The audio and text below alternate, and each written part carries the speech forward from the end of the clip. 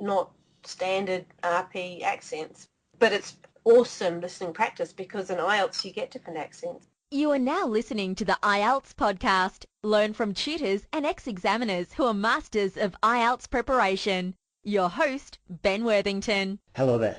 Just before we start this podcast, I wanted to share that the sentence guide is available on the website. Go to IELTSPodcast.com, have a look. Also sign up for the email list. But if you're having problems with the writing, I wanted to let you know that students are passing. It's getting results. There is work involved. You get the feedback as well. You follow the instructions, write your essays. I look at them, and if you are having problems with the writing task, get in contact, send me an email, and we can talk it over.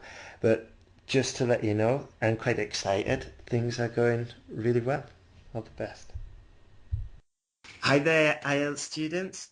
Hope it's all going well. Today I've got a wonderful teacher, Tish Kirkland, back again, and she's going to help us with academic task, and more specifically, how to read and interpret a table. The actual table's available at the website, IELTSPodcast.com.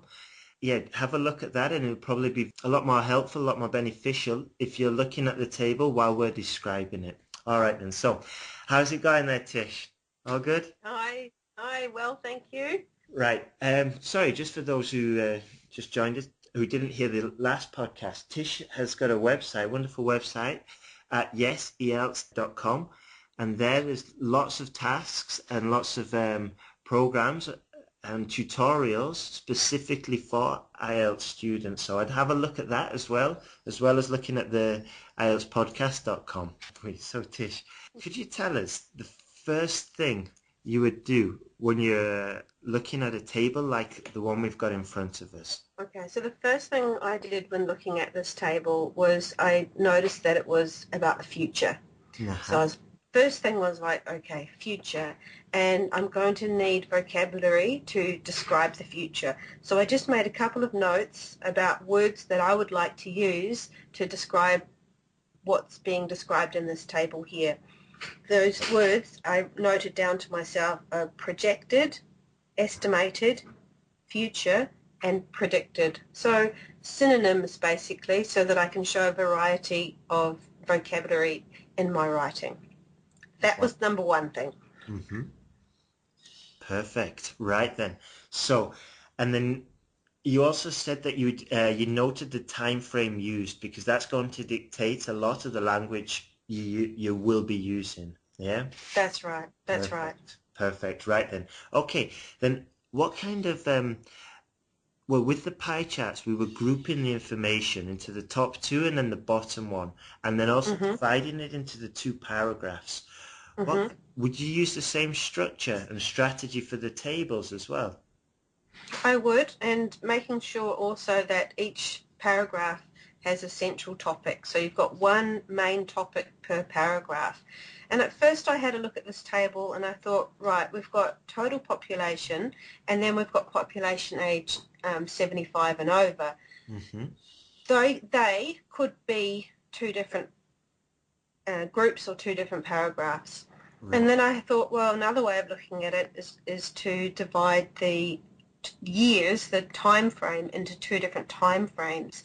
And I decided, looking at this one, that that's what I would prefer to do. So I looked at the time frames and I've divided them into from 2015 to 2035 is the first time frame, and then the next one being that time frame from 2035 to 2070. And in doing that, I also noticed that from 2050 to 2070, there's a big jump there. So it's not in such detail. But that's okay. But that's a perfect place, I think, to divide that information for me. And I've just drawn a line on the chart across that between 2035 and 2050 all the way across there. So I can see that I'm looking at two different types of information there, two different segments of information.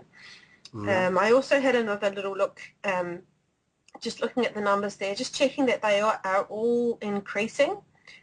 through total population, yes, and I looked at population age 75 plus, and that's all increasing as well in numbers. And then looking at the percentage, they are all increasing until you get to 2050, and you notice that there's actually a drop there from between 2035 and 2050, and I've circled that 11.69, so I can make a note to myself, right, okay, look, there's something a little bit different there. It's probably worth pointing out.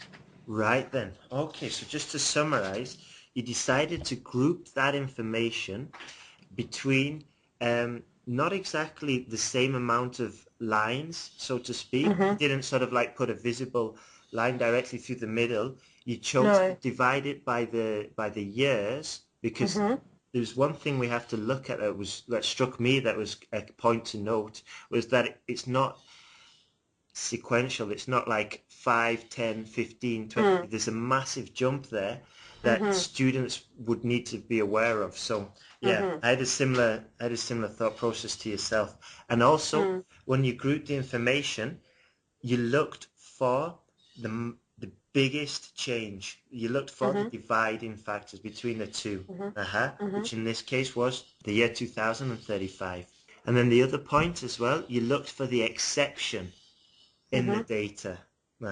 You could see that you was checking to see if they were following a sequence, and you noted the exception in the data in the year 2050, where there's a slight drop, just to get it all clear. Now, our next question would be, well, you've divided these into the two groups, and you've spotted the exception. Would this now be the basis of your paragraphing, of the structure of your... Yes, absolutely. So I would start my first paragraph, I would start with an introductory statement, and then I would go straight into talking about the 2015 to 2035. And in my first paragraph, I would look at the total population compared with that third column there, the population age 75 plus. The percentage, that's interesting, but at the moment I'm comparing total population and population age 75 plus. Right. That's what I do in the first paragraph, and then the second paragraph, again, compare total population with population age 75 plus. Right, and that's the divide everything up. Now, sorry, just tell me again what you put in the first paragraph. You just focus on total population between 2015 2035. And also in that same paragraph, compare the total population with the population age 75 plus from 2015 to 2035. Right then. Because I think it's good within your paragraph if you can make a comparison or contrast within that paragraph, not wait necessarily until the second paragraph to make the comparison and contrast. So if you can compare and contrast within one paragraph, first paragraph, and within the second paragraph, I think that's really good. So you're looking at just to summarize that, you're looking at the time frame. Within that time frame, you're comparing two things. Okay. First paragraph. And then in this first paragraph, if we're doing the comparisons, would obviously be using language like compared to 2015 or compared to 2030. That's right, but not to overuse that though either, because if you are describing the figures as well, then the figures will speak that for you, so you don't need to overuse like the words compared to. Within moderation.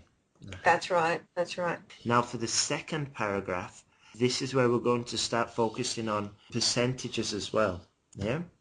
So my first paragraph actually is from 2015 to 2035, and then the second paragraph is from 2050 and 2070. Because that's when we see the largest jump.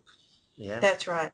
And it's also when we see the first exception, which is the drop in the percentage of the people aged over 75. Just to structure this paragraph, I would say something like the estimated figures for 2050 and 2070 indicate that this trend will continue, because I talked about the trend in the previous paragraph, the upward trend, that this trend will continue and the total population will be as high as 82 million by 2070. Right then. Okay. Then in the second sentence, possibly uh, discuss the exception with the percentage. Exactly. Right. Exactly. Oh, So then I'd say maybe something like, although the number of people aged 75 or older will remain relatively stable between 2035, 8.9 million, and 2050, 9 million, the number will continue to swell. By 2070, nearly 15% of the population will be aged 75 or older. now we've got the two paragraphs out of the Mm-hmm. way, and Mm-hmm. it's interesting to note as well that when you were looking at the actual table, you focused immediately what's going in those two Mm-hmm. paragraphs because Mm-hmm. that's where the lion's share of the points are. Yeah. Mm-hmm.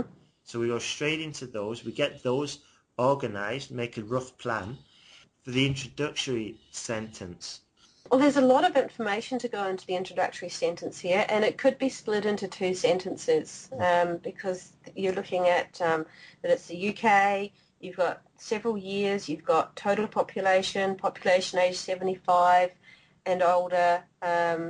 So there's quite a lot to fit into an introductory statement. So it could be two sentences if you need to make it that. I would write something like, this table compares the UK's 60-year projected growth of the number of people over the age of 75 with that of the total population. Do you want me to repeat that? That's good. That is good. Okay, and then from there, of course, you'd obviously jump into the first paragraph. It's probably a few lines on that. The second paragraph, and then into the summary. Yeah. Yeah, that's right. So just a summarising statement, and for that I'd say something like, overall, we can expect the number of people aged over 75 to double by 2070. You can see in the table there that the population aged 75 and over is 5.4 million in 2015, and then goes to 11 to 12 million by 2070.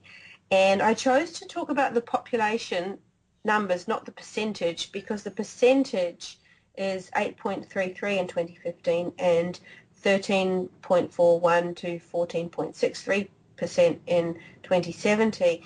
And that didn't sound as amazing or outstanding as doubled. So I wanted to make something really. I wanted to use the word to double or triple, and to make it sound like quite significant. And from 8.33 to 13.41, it's not so exciting as using that word doubled. All right. Yeah, that's good. That's good. It is also, it fits in with the summary as well because that is essentially what happened, and there's no better, more efficient way to describe that. You could talk, okay, the population's gone from 6.4 to 82 within that time frame. The amount has increased dramatically. Yeah, it's easier and just more effective, easier to capture as well. You say it's doubled. End of story. Right. The next question was then, from your experience, are there any are there any common mistakes students would make when describing a graph like this? I think a common mistake in this type of graph would be to include too much information and Yeah. just to describe the figures that are given, and to say, for example, in 2015 there were 64.8 million people and 5.4 million over the age of 75. In 2020 there were 67.2 million and 6.1 million over the age of 75. In 2025 there were 69.4 million and 7.3 million over the age of 75. Yeah. That's not what you're asked to do. You're asked to summarise the information, and frankly, that would be incredibly boring to read. And Exactly. It's going to give the examiner a headache, actually, isn't it? well, the examiner's just not going to see the vocabulary and grammar that they want to see if you're just describing, making like a rote description really of what's in the table. Yeah, that's so true. So the skill is basically is selecting and grouping the information, because Mhm. that's where you're going to get your points. Because if you do that correctly, if you get that first step correct, Mhm. then Mhm. you've got your structure. That's right. You've got everything perfect from then on if you get that first part correct, because the introduction and the summary, they're relatively easy. Mhm. You just need to do a few exercises of rephrasing the information, the Mhm. uh, the indices, so to speak, Mhm. and of course the summary is just basically what you've covered in the first paragraphs. So yeah, Mm. right. Mm. Mm. And I think you've hit the nail on the head there too, is to make a little plan before you start. So like, look at that information, select the information, and just make a little note on the side or on the exam booklet that paragraph 1 is going to be about these dates and paragraph 2 is going to be about these dates, Yeah, and then you can start writing. yeah. I liked your tip before as well of like drawing a line through and then just Mhm. circling, Mhm. Mhm. visually writing on the table and just maybe Mhm. putting a circle around something and then just put Mhm. paragraph 1, change, uh, dramatic change from 73 to 77 or something like that, and then circling other Mhm. like outliers Mhm. on the chart to include in the paragraph maybe about exceptions. So Mm. Mm. you get the planning right. How much time would you recommend to spend on the planning stage? A minute, no more than that. In task 2, certainly spend more time on planning, but in task 1, you don't need to spend very long in planning. It is important to think about what you're going to write before you start writing it, but the information is there for you to use. You don't have to use examples from your own knowledge and experience like you do in task 2. So it's just there ready for you to write about. Another thing that people do in task 1 that they don't need to do is to give extra information. As interesting as it is, Yeah, you could make some kind of statement like the infrastructure of this country will need to be improved in order to cope with the number of to cope with the increase in population. Yeah, well, that's interesting, but it's not relevant. So exactly. you don't need to include that kind of information. I had a feeling you was going to say that. I've seen the same on papers. Mm, I don't know, the student might make a remark like the social security of the country may need to be revised and specially analysed to prepare for this expected jump. mm, And that's mm, exactly like you said, the added information. Another mm, mistake is they put like a conclusion and they say, mm, to conclude, we can see that the UK will have future problems, blah, and that's adding their opinion, mm, which is needed for other tasks in the IELTS mm, exam, but in this one, there's no opinion, and you need to mm, just basically translate figures into mm, text. mhm. If you do that, then you're all good. What's the best way to prepare for an exam like this, for the tables and for academic task 1? Well, I think it's unfortunately, the best way for anything to prepare is practice, practice, and more practice, Yeah, and to time yourself when you're doing the practice, yeah, and get somebody to check it for you if you can, and give feedback on what you're doing. yeah, that's Because true. the books are great and they offer some really good hints, but I think you need the feedback from the teacher, that personalised feedback about what you have written and about your mistakes or the good things that you're doing, so that you can know that you're on the right track. Aha, and you can just build up from there. Hmm. On a side note, one thing is, I, just my advice to students is that first concentrate on getting this ability of selecting the Hmm. data, planning the essays, and Hmm. writing the essays. Hmm. Once you've got that ability under control, then really start concentrating on getting the time limit down to 20 Hmm. minutes. Because, Hmm. I agree. yeah, I've had students that have sent me a piece of work and it's almost perfect, and I'm like, wow, Hmm. Javi, this is amazing. And Hmm. how long did you spend? And he's like, oh, I spent 4 hours. And I was Hmm. like, okay, I was like, okay, this is really good, but now we need to start concentrating on the time limit. Yeah, and how you've got those skills. And another tip also for when you're practicing for IELTS is to write, but don't use the dictionary, because you won't have a dictionary in the exam. You get used to writing without the dictionary. I think in the early stages of your preparation, yeah, it would be useful. You know, you can I agree. that collocations, but as you said, when you're getting towards the nearer stages of the exam's approaching, just forget about it and start memorizing or start getting more control of it. One of the other things I did when I was looking at this particular task was I could see that most of it was about numbers that were going up. So I just made also a quick little note on the side about words that I would like to use to increase an upward trend. So I wrote down increase, grow, enlarge, skyrocket, and swell, because I want to show the examiner that I've got a range of vocabulary and I don't want to use increase, increase, increase, increase, or grow, grow, grow, grow all the time.